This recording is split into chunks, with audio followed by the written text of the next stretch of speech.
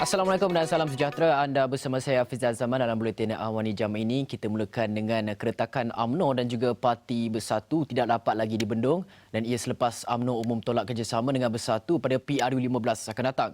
Namun persoalannya kini ramai ahli parlimen dari UMNO dan Barisan Nasional sendiri kini berada dalam keadaan dalam Kerajaan Perikatan Nasional PN.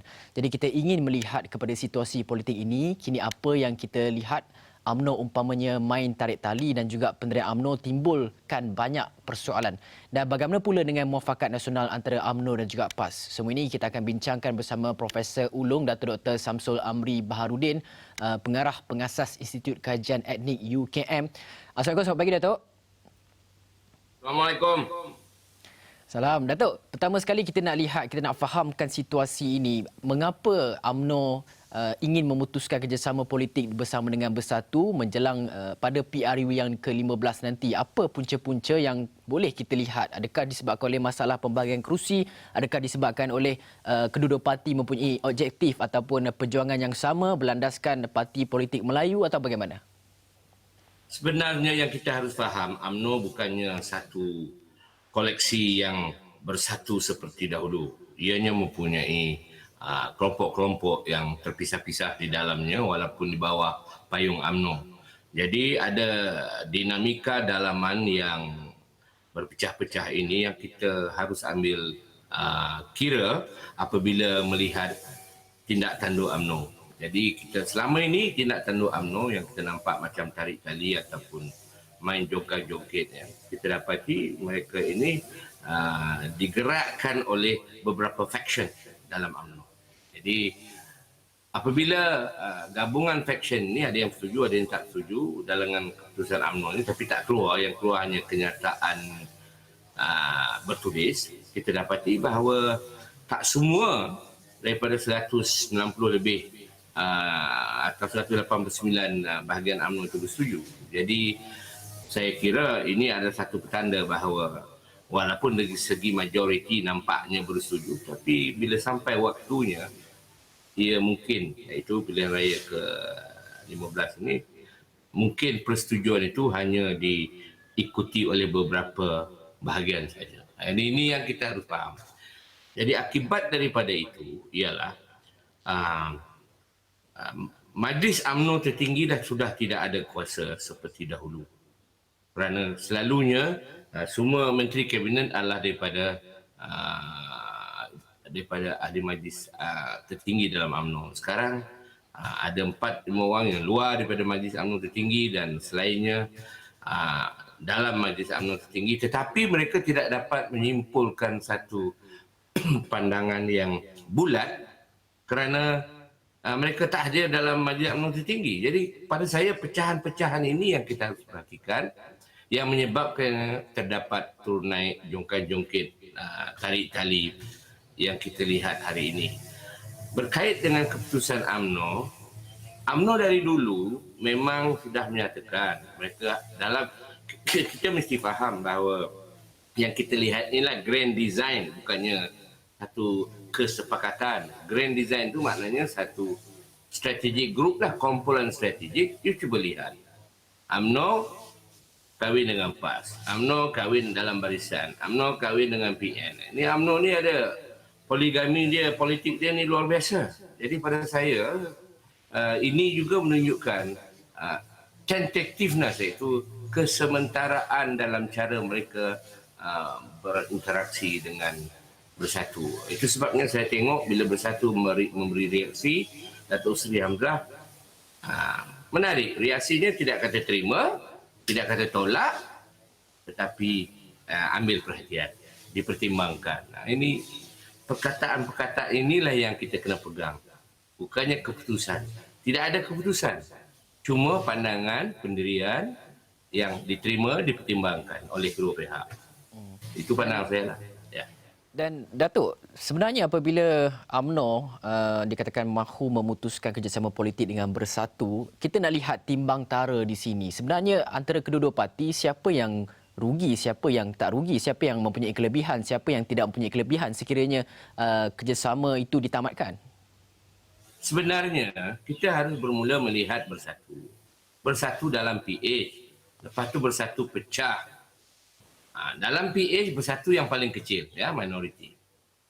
Pecahan dari Bersatu tu masuk dan membentuk Grand Coalition akibat pemilihan Tan Sri Mahyudin Yassin oleh Agong.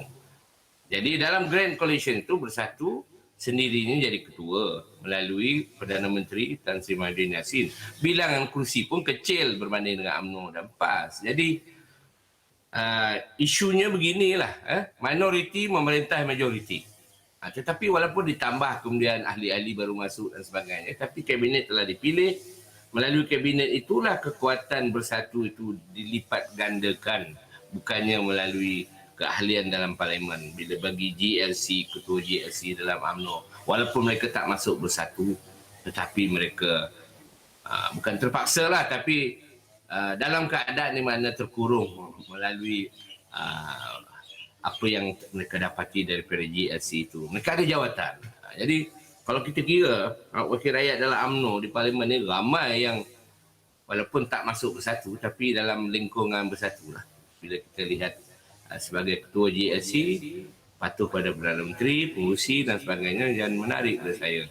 Jadi soal loyalty atau taat setia itu tak timbul. Soalnya sekarang ialah politik pragmatik yang dimainkan oleh UMNO itu sendiri. Jadi saya rasa Bersatu ni dah stabil, ya. UMNO ni yang nampak kita macam tak stabil kerana pecahan dalaman dan juga kepentingan yang berbeza antara kelompok yang dalam lingkungan Bersatu akibat daripada PN dan juga pelantikan GLC kabinet. Satu lagi yang mahu menunggu sampai pilihan raya, yang satu lagi kalau saya diampunkan saya sokong. Ini macam itulah. Inilah yang menyebabkan UMNO itu yang sebenarnya menghadapi masalah. Dan jadi Datuk melihat pula PAS, apakah peranan yang boleh dimainkan oleh PAS untuk melihat kepada kerjasama di antara ataupun menyokong PAS berulang kali menyuarakan pandangan mereka bahawa mereka mahukan terus bekerjasama di antara kedua-dua parti ini, memantapkan muafakat nasional, Perikatan Nasional. Kerjasama itu perlu dilakukan pada PRU yang ke-15. Jadi apa sebenarnya peranan PAS, bagaimana mereka boleh merangka strategi untuk menyatukan kedua-dua parti yang sememangnya mempunyai orang kata identitinya seakan-akan sama dan sememangnya memperjuangkan satu objektif yang begitu sama. Bagaimana mereka mahu membentuk satu coalition, grand coalition yang hebat pada PRU yang ke-15? Dan sekiranya tiada coalition sedemikian dibentuk pada pihak ini, sudah pasti ini akan memberi kelebihan kepada Pakatan Harapan. Kita masih ada waktu yang panjang sebelum pilihan raya. Jadi jangan kita sempitkan cara kita melihat keadaan ini seolah-olah mereka terdesak.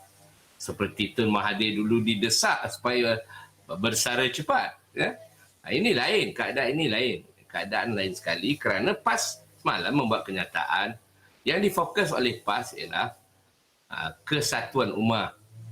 Iaitu dalam konteks ini Bersatu, PAS dan UMNO.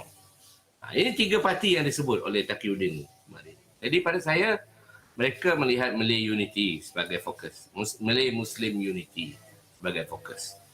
Cuma, saya pula berpandangan bahawa PAS ini saya anggap sudah selesa dengan kerajaan PN ini kerana mereka tak pernah dalam sejarah PAS kecuali zaman Datuk Asri dulu yang menjadi kabinet minister dan kabinet minister yang penting pula jawatan tu. Jadi dalam konteks itu saya lihat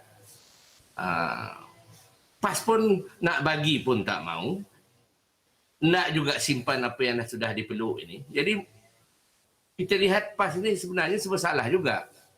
Ini dia telan mati mak, luah mati bapak ni, itu keadaan PAS. Kerana dia ada 18 kursi, jadi saya tak nampak macam mana PAS ni akan bertambah lagi. Mungkin ke 25 ke. Tetapi ini memerlukan perlawanan 3 penjuru. Jadi pada saya, PAS mesti pandai dan bijak supaya UMNO tak marah. Bila jumpa UMNO, cakap hal muafakat. Bila jumpa Pakatan, cakap hal Pakatan. Jadi, PAS perlu mempunyai idiom yang membolehkan dia berkomunikasi dengan dua pihak yang bertentangan. Ini dia. Dia jadi orang tengah tak juga. Kerana dia ada kepentingan. Jadi jangan lupa, PAS adalah dalam keadaan yang paling penting. Tengok apa yang PAS minta, kerajaan PAS minta. Apa dia tolak ansur PAS di Terengganu dan di Kelantan? Tidak ada. Tidak ada tolak ansur itu dengan UMNO, dengan Bersatu, tidak ada. Jadi di peringkat federal saja yang kita nampak PAS itu kononnya ada menerima sebelah ini dan menerima sebelah ini, tapi dalam konteks kerajaan negeri dia tidak bertolak ansur langsung. Jadi ini pada saya gambaran ini harus juga kita ambil dalam perkiraan kerana pilihan raya nanti melainkan pilihan parlimen dan pilihan DUN berlainan, tapi kalau satu dalam waktu yang sama, faktor ini sangat penting kerana semuanya berlabuh di peringkat negeri. Apa yang kita katakan peringkat pusat ni dari segi analisis saja, tetapi dari segi realiti pergolakan parti ia berjalan di peringkat negeri. Jadi kita kena perhatikan PAS di peringkat negeri. Macam mana dia di peringkat negeri. Jadi kalau di peringkat persekutuan ni atau pusat ni, ini semua kata-kata saja. Dia tidak dapat menunjukkan apa-apa kecuali kata-kata. Tetapi bila datang pilihan raya, di sini UMNO selalu membuat klaim kami kuat di Seri Akar Umbi, dan itu tak dapat saya nafikan, memang kuat. Dan dia kata Bersatu tidak ada, tetapi mungkin tak sekuat UMNO kerana inilah bekas orang UMNO juga. Jadi ini dia, kita harus fokus lihat kepada negeri base politik atau politik berasaskan negeri untuk melihat pancarannya terhadap kerajaan pusat atau pimpinan pusat. Dan Datuk, kita juga baru saja melalui krisis politik di Perak yang melihat pertukaran Menteri Besar. Pada ketika itu, Presiden UMNO Datuk Seri Dr. Ahmad Zahid Hamidi ada menyatakan bahawa UMNO sendiri melihat kepada jajaran kerjasama politik yang baharu. Sebenarnya apabila bakal PRU yang ke-15 nanti, adakah kita boleh jangkakan bahawa kerjasama politik UMNO bersama dengan parti-parti pembangkang sekarang ini, adakah itu orang kita boleh lihat direalisasikan, walaupun ketika mana UMNO pernah ataupun dalaman UMNO sendiri pernah menyatakan bahawa no UNWA, no DAP dan sebagainya, tapi adakah jajaran baru ini sebenarnya boleh dibentuk? Saya melihat kenyataan-kenyataan sekarang ini ialah saber politik. Saber politik ni artinya apa? Kalau kita pernah tengok orang main pedang, fencing, dia goyang je pedang tu. Belum lagi bertarung. Jadi artinya masing-masing goyang-goyang menunjuk-nunjukkan senjata masing-masing. Dan pada saya, mereka akan bersama menghadapi pilihan raya kerana mereka telah setidaknya PAS dengan UMNO telah mengagih-agihkan kerusi di seluruh negara. Yang saya faham, siapa yang nak duduk di kawasan A, kawasan B, kawasan C misalnya. Cuma Bersatu, di manakah tarik tali nak siapa yang boleh bertanding, di mana UMNO nak tarik diri. Ini dia perkara yang besar yang akan berlaku. Bolehkah pertandingan dua penjuru itu dikekalkan? Kerana misalnya kalau sekarang ada wakil rakyat yang menang daripada PA, sebenarnya masa-masa Bersatu dan UMNO dan PAS berpisah. Jadi kalau mereka bersatu, yang wakil rakyat sekarang ni sampai boleh kalah 10,000 undi. Ini dari segi teori dan matematiknya lah. Tapi pada saya, di sinilah dia pangkal segala perkongsian itu. Siapa nak bertanding, di mana, dan setiap cawangan dan kawasan itu akan menunjukkan kekuatan masing-masing. Adakah UMNO kuat di situ, PAS kuat di situ?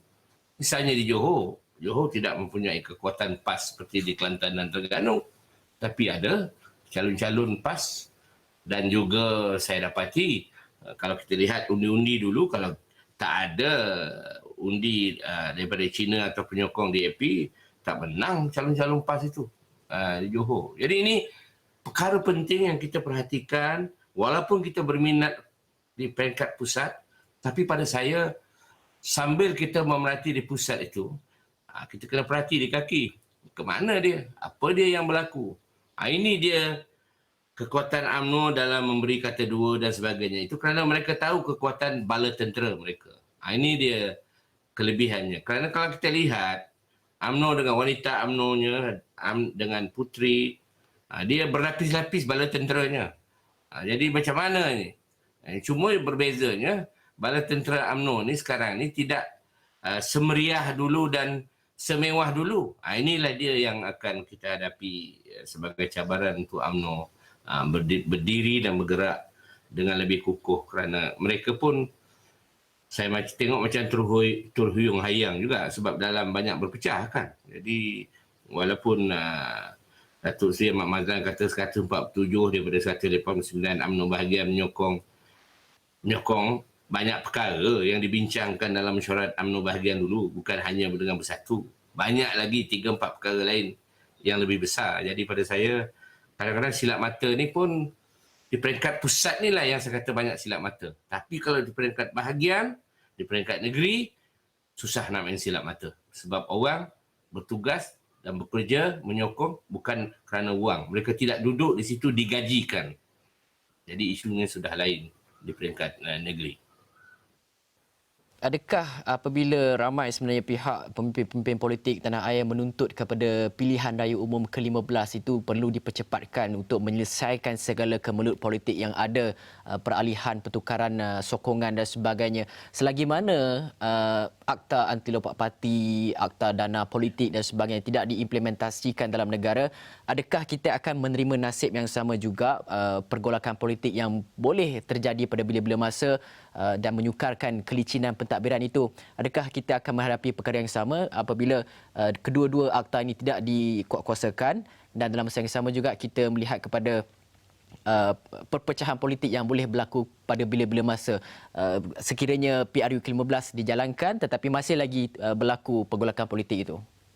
Dia ada 2-3 senario. Pertamanya, kalau senario yang ideal yang bersatu mahu ialah mereka bersetuju kerusi dan bertanding 2 penjuru. Ini ideal lah. Kita tak mau lihat UMNO bertanding dengan PAS lawan bersatu. Ini dia gambaran ideal. Kita harus bermula dari gambaran ideal itu. Kemudian kita beralih pada satu gambaran di mana 3 penjuru, 4 penjuru. Macam di Sabah dulu lah, janji 2 penjuru sekali 16 orang masuk. Macam mana tu? Siapa? Jadi siapa nak tahan orang bebas yang boleh mendaftar dan dibiayai oleh satu parti lain? Itu tidak ada siapa yang boleh menahan, kerana mereka daftar jadi rakyat Malaysia, lengkap borang, bertanding. Itu sebab saya katakan perbincangan kita harus berpindah ke peringkat negeri dan ke bawah ini, ya. Jadi dalam keadaan itu keadaan yang ketiga ialah perterusannya norma baru. Kalau COVID membawakan norma baru dalam hidup kita, politik di Malaysia semenjak COVID ini telah melalui satu norma baru. Norma baru itu ialah tidak ada parti, satu-satu parti yang boleh mendominasi sehingga boleh membentuk kerajaan. Ini dah pasti, tak boleh berlaku. Ya, bertanding banyak mana pun mesti ada had. Kalau UMNO mungkin 70 kursi ke, menang 40, 50 ke 60, PAS mungkin naik lagi, bersatu. So pada saya, tidak ada satu parti yang boleh mengatakan saya boleh berdiri seorang diri, saya ada majoriti. Apakah norma baru ini jadinya? Iaitu parti yang menang selepas pilihan raya, berapa kerusi mereka dapat. Kalau yang terbanyak, misalnya UMNO dapat 70, mereka bolehlah menyatakan saya sekarang yang terkuat. Siapa nak masuk dalam Grand Coalition yang saya nak anjurkan ini? Kerana kalau saya pergi jumpa Yang Tuan Agong, saya majoriti. Saya akan jadi Perdana Menteri parti ini. Siapa nak join? Saya boleh bagi kabinet. Masa itu perundingan mengenai siapa nak mengetuai kerajaan dan berjumpa agung, menyerahkan nama, dan orang itu atau parti itu mestilah menjanjikan pada yang nak masuk itu kabinet post dan sebagainya. Dalam konteks ini, saya tak terperanjat kalau DAP pun diundang. Kalau dia bijaklah. Dari segi untuk memastikan. DAP sekarang pun pecah. Kita bincang hal UMNO, hal PAS. DAP pun pecah. Ini pun kita tak pandang. Kita tak lihat. Berapa orang ahli DAP keluar di Perak. Kemudian PKR terus keluar. Yang keluar ni bukan yang Melayu, China dan India. Jadi ini menarik pada saya, norma baru ini yang membolehkan, katalah parti UMNO menang 70 kursi, dia boleh buat kata putuslah siapa masuk dengan saya, Okey. Saya jadi ketua, you masuk tim saya. Saya janjikan, you jadi menteri ni, you jadi ini, kabinet pos ini. Saya rasa baik, Datuk. itulah dia norma baru yang akan kita lalui. Okey, baik Datuk. Terima kasih pengarah pengasas Institut Kajian Etnik UKM Profesor Ulung Datuk Dr. Samsul Amri Baharudin